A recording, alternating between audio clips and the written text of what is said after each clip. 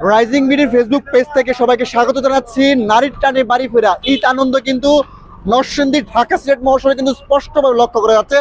সকাল থেকে নরসিংদী ঢাকা সিলেট মহাসড়কে বিভিন্ন বাস কাউন্টার থেকে শুরু করে অলিগলিতে কিন্তু ঈদমুখী মানুষের একটা ঢল দেখা গেছে। এখন প্রায় দুপুর গড়াচ্ছে, এখনো কিন্তু বিভিন্ন জায়গায় নরসিংদী যেহেতু শিল্প অধ্যুষিত এলাকা, আজকেও কিন্তু অনেক মিল ফ্যাক্টরি থেকে মানুষ ছুটি পেয়ে তাদের নিজ নিজ গন্তব্যে রাজশাহী, চট্টগ্রাম, বরিশাল সহ বিভিন্ন জায়গায় কিন্তু মানুষ ঢাকা সিলেট মহাসড়ক থেকে যাচ্ছে। এবং যদি আপনাদের রাস্তার সার্বিক চিত্র দেখায়, দেখতে পাচ্ছেন যে মানুষ কিন্তু কালার এক্সপার্ট এবং ডার্ক স্যাপ সমৃদ্ধ অরিক্স অ্যাডভান্স ডিটারজেন্ট পাউডার আপনার লন্ড্রি এক্সপার্ট।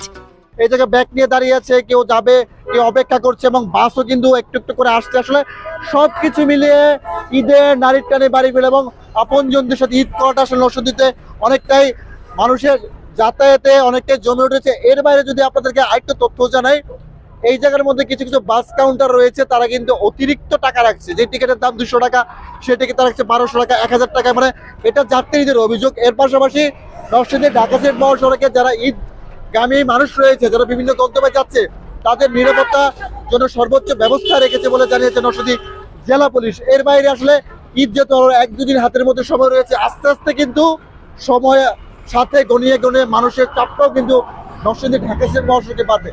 তো ঈদ যাত্রা নিয়ে নরসিংদী ঢাকা সিলেট মহাসড়কে আমার কাছে এতটুকুই ছিল। কালার এক্সপার্ট এবং ডার্ক স্যাপ সমৃদ্ধ অরিক্স অ্যাডভান্স ডিটারজেন্ট পাউডার আপনার লন্ড্রি এক্সপার্ট।